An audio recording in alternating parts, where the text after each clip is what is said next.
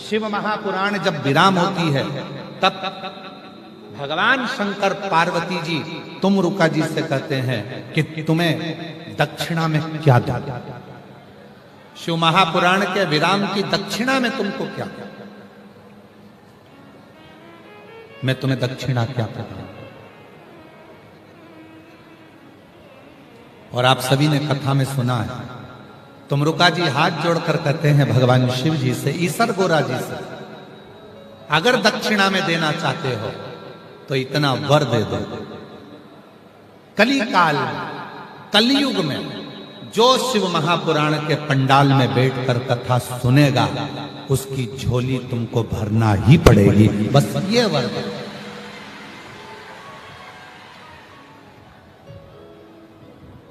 क्यों आते हैं इतने लाखों की संख्या में भक्त?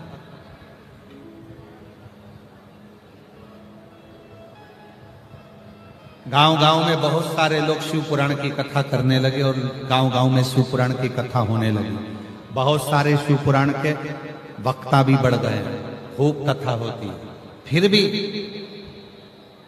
कुबरेश्वर धाम से जब ये पोथी आती है तुम्हारे गांव में, कुबरेश्वर धाम से ये सीहोर वाला बाबा पोथी के रूप में जब आता है तो दुनिया के लोग दौड़ दौड़ कर इस कथा में पहुंचते हैं। क्यों पहुंचते हैं? क्योंकि उनको मालूम है दुनिया में केवल एक ही शिव पुराण ऐसी है जिसमें बैठकर श्री शिवाय नमस्तुभ्यम का अखंड जाप कर कर शिव से अपने मन की बात बोली जाती है और बाबा 3 महीने में झोली भर देता है।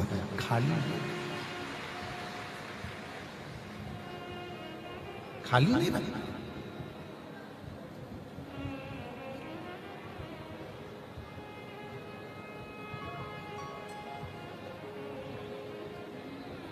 शिव जी पे जल चढ़ाओगे लोग विरोध करेंगे, श्री शिवाय नमस्तुभ्यम का जाप करोगे लोग विरोध करेंगे। रोज कहीं ना कहीं का एक आध सामने आकर खड़ा हो जाएगा, कोई ना कोई तुम्हारे इंस्टाग्राम पर कोई तुम्हारे वीडियो मिल जाएगा कि श्री शिवाय नमस्तुभ्यम मत बोला कर।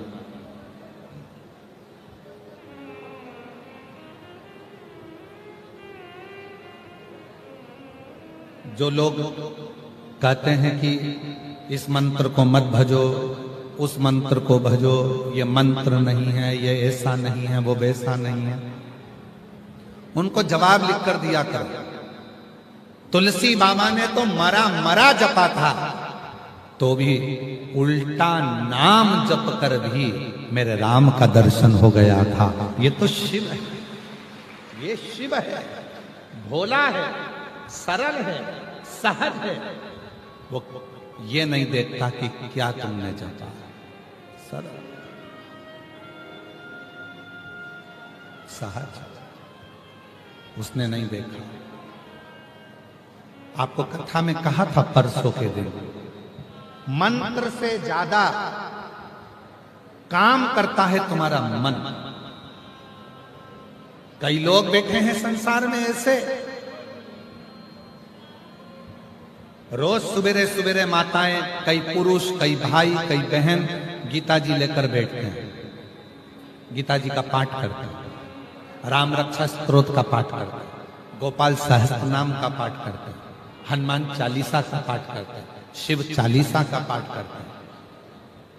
कई माताएं बैठी हैं, कई पुरुष बैठे हैं। हो सकता है हमारी बात का बुरा लग जाए, हो सकता है हमारी बात आपको बुरी लग जाए। जितने टीवी पर सुन रहे हैं हो सकता है उनको भी हमारी बात का बुरा लग जाए। कई लोग हैं रोज गीता का पाठ करते हैं, रोज हनुमान चालीसा पढ़ते हैं, रोज राम रक्षा स्तोत्र पढ़ते हैं, रोज शिव चालीसा पढ़ते हैं, रोज दुर्गा चालीसा पढ़ते हैं, रोज मंत्र का जाप करते हैं, रोज माला जपते हैं, रोज स्मरण करते हैं, रोज पूजन में बैठते हैं, घर के मंदिर में और पूजन भी करते हैं, रोज भगवान को नहलाते भी हैं, रोज भगवान का श्रृंगार भी करते हैं। ऐसे कई लोग, पूरा दुनिया भरी पड़ी हुई है जो कहीं ना कहीं पाठ, पूजन, अर्चना, साधना में लगे हुए हैं।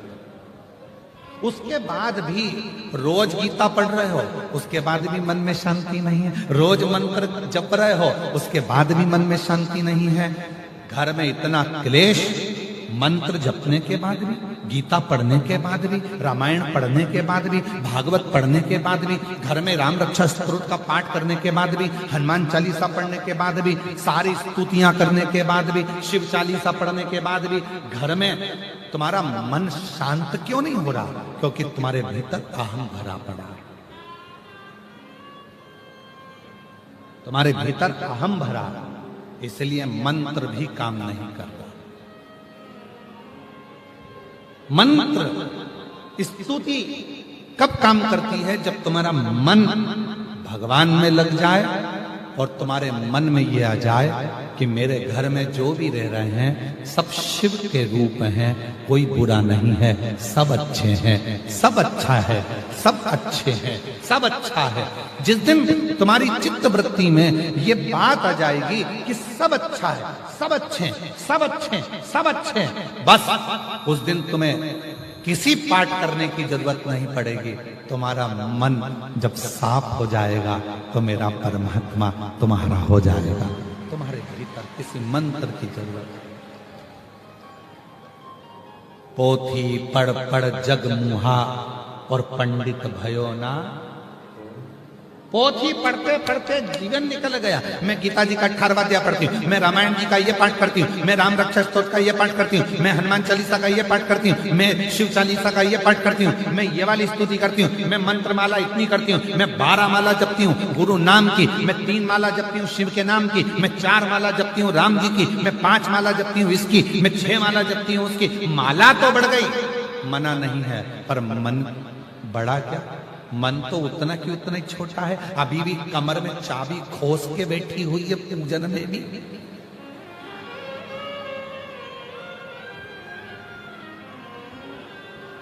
मन लगा क्या? पूजन करने बैठे हो तो भी तुम्हारा मोबाइल तुम्हारे बाजू में है। पूजन करने बैठे हो तो भी तुम्हारा ध्यान रसोई घर में, बहू ने चाय बनाई कि नहीं बनाई, छोरे को उठाया कि नहीं उठाया, खाना बनाया कि नहीं बनाया, टिफिन बनाया कि नहीं बनाया, काम वाली आई कि नहीं आई। पूजन में मन है, बैठी पूजन में और मन लगा कर रखा है दरवाजे पर। बेल जैसे ही बजी, घर में बहू है ना, उठाएगी। बेल बजी है ना, बहू है, पोता है, पोती है, सब हैं, उठाएंगे, जाएंगे, दरवाजा खोलेंगे, दरवाजे पर जाकर देखेंगे कौन आया। तुझे क्या करना, तू पूजन कर रही है ना, तेरा दिल मन में लगा, पर भगवान में मन लगा ही नहीं है। कौन आया, क्या बोल रहा है, क्या बोल रहा है, क्या बोल रहा है, मन लगता है, मन लगता ही, चित्त लगता ही। इस मन को कैसे लगे? मंत्र से, पाठ से, पूजन से भी बड़ा है इस मन को परमात्मा तक ले जाए। मन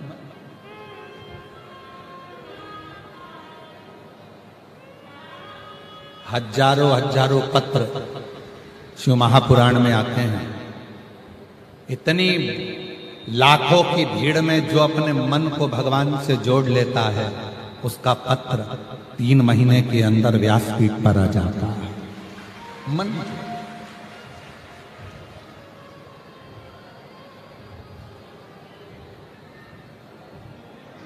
इतना कीचड़, इतना कीचड़, पानी गिर रहा है, कीचड़ हो रहा है, उस कीचड़ में भी अगर आप बैठे हो, शिव की साधना कर रहे हो, बैठकर उससे अपने मन की बात कर रहे हो, आपका मन शिव में लगा है। इतनी भीड़ में, इतने ट्रैफिक में, पूरे रोड भरे पड़े हुए हैं, रोडों पर गाड़ियां खड़ी हुई है, गाड़ियां जाम में फंसी हुई हैं। इस जाम के अंदर, इतने कीचड़ में, पानी में, हवा में, उसके बाद भी तुम कीचड़ में भी बैठकर यदि शिव पुराण की कथा को सुन रहे हो तो तुम साधारण नहीं हो, तुम मन लगाकर भगवान की भक्ति में लगे, तुम साधारण नहीं हो।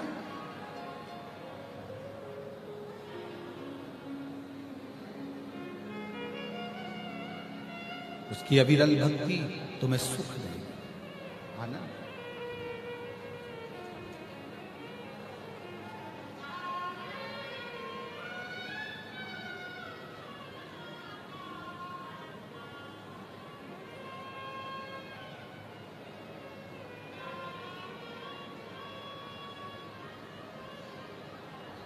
ये जीवन का एक सुख है। शिव का नाम, शिव का धाम, शंकर का मंदिर, शिवालय। एक लोटा जल लेकर जिस दिन तुम शिव के मंदिर में जाना प्रारंभ कर दोगे, तुम्हें किसी के आगे हाथ जोड़ने की जरूरत नहीं पड़ेगी। शिव तुमको संभाल, शिव संभाल। और उसका प्रसंग शिव महापुराण में है। स्कंद पुराण की एक सुंदर प्रसंग आता है। स्कंद पुराण का, स्कंद पुराण में नागमणि की कथा आती है। नागमणि एक सर्प था, नागमणि। क्या नाम है उसका? नागमणि। जम के बोलो, नागमणि। सर्प है,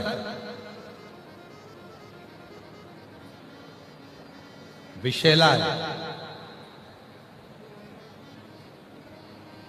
स्कंद पुराण में नागमणि की कथा आती है और नागमणि विषैला है। सांप मतलब विष। सर्प चाहे कोई सा भी हो, उसमें विष जरूर होता। नागमणि में भी विष। पर नागमणि विषैला तो था। एक चूहे को पकड़ने के चक्कर में वो सर्प एक संत के डेरे में पहुंचा।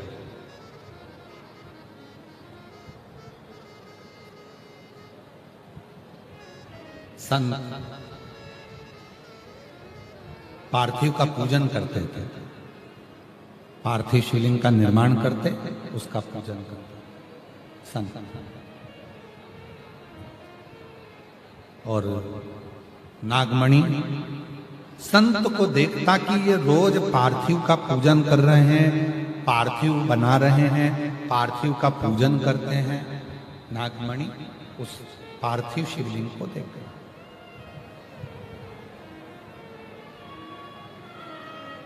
पार्थिव शिवलिंग को देखते। जैसे पार्थिव बनाने के 3 क्रम है।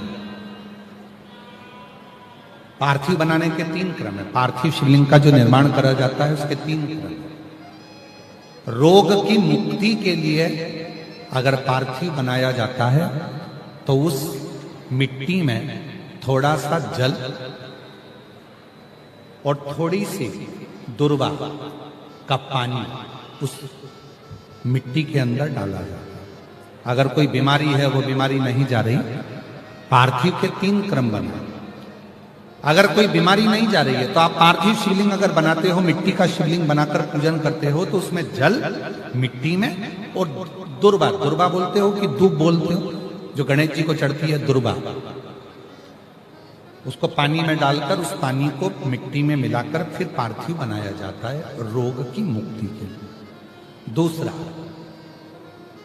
जिसको संतान नहीं होती, पुत्र की प्राप्ति नहीं है, संतान की प्राप्ति नहीं है, गोदी में औलाद नहीं है, कोई छोरा छोरी नहीं है, कोई बेटा बेटी नहीं है, संतान नहीं है, सालों हो गए, पार्थिव रोज बनाती है, तो उस मिट्टी में अगर थोड़ा सा आधी चम्मच, 1 चम्मच गाय का दूध मिलाकर फिर पार्थिव लिंग का निर्माण करे, पानी के साथ मिलाकर, तो उसके घर में दूध पार्थिव में डलने से पूत जरूर आता है, निश्चित। पूत की प्राप्ति। पार्थिव में मिट्टी के अंदर अगर आधी चम्मच भी गाय का दूध डाला, पानी डाला और पार्थिव शिवलिंग का निर्माण करा, जिसकी औलाद नहीं है, तो वो पार्थिव अगर बना रहा है, पार्थिव का निर्माण कर रहा है, उसका नियम है कि हर प्रदोष को, सोमवार को या सोमवार की अष्टमी को या कभी ना कभी उसका मन करता है तो पार्थिव लिंग का निर्माण करता है। अगर पूत नहीं है तो दूध का प्रयोग करे। तो दूध अगर पार्थिव में मिट्टी में डाला जाए, आधी चम्मच, 1 चम्मच, और पानी के साथ मिलाकर जब पार्थिव शिवलिंग का पूजन करते हैं, उसको बनाकर पार्थिव बनाने के बाद जब उसका पूजन करते हैं, तो वो दूध हमारे घर में पूत जरूर देता है। पहले नंबर पर है दुर्वा का जल, रोग निवारण के लिए हो जाता है। पार्थिव में दूसरा वर्णन आया है दूध का डालना। वो संतान देता है। तीसरे नंबर पर पार्थिव अगर निर्माण कर रहे हो, कोई लक्ष्य है, मेरा यह काम है वो पूरा नहीं हो रहा, बहुत दिन से अटक रहा, बाबा पूरा करना है, तो पार्थिव में चंदन घिस के, चंदन को घिसकर उसका थोड़ा सा भाग पानी मिट्टी में डालकर फिर पार्थिव का निर्माण करा जाता है, पूजन करी जाती है। तो जो तुम्हारा लक्ष्य है उस लक्ष्य तक बाबा तुम्हें पहुंचा कर ही रहेगा। पार्थिव निर्माण के कुछ क्रम है।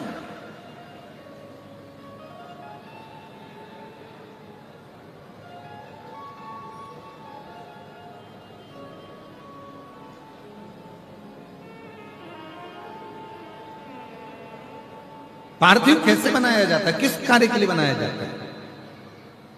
कई बेटियां ऐसी हैं, गुरुजी 32 साल की हो गई, शादी नहीं हो रही। गुरुजी लड़का 38 साल का हो गया, शादी नहीं हो रही। गुरुजी 28 साल का हो गया, शादी नहीं हो रही। तो भाई पार्थिव बना रहे हो ना, उसमें थोड़ा सा गाय का घी उस मिट्टी में थोड़ा सा 2 बूंद भी डालोगे तो बहुत है, और पानी से मसकर फिर उसका निर्माण कर फिर पार्थिव की पूजन करिए। कैसे विवाह नहीं होगा? भोले बाबा शादी करा के ही मानेगा। पार्थिव बनाने का नियम है। ऐसा नहीं है कि केवल पानी में मिट्टी को घोल लिया और पार्थिव लिंग का निर्माण कर लिया। हम 1.25 लाख बना रहे हैं, हम 2 लाख बना रहे हैं, हम 5 लाख बना रहे हैं, हम 1 करोड़ बना रहे हैं, हम 20 करोड़ बना रहे हैं। बनाओ, मना नहीं है, पर पार्थिव बनाने के भी अलग अलग नियम है। कौन सी चीज के लिए, किस चीज के लिए पार्थिव बना, किस चीज के लिए पार्थिव?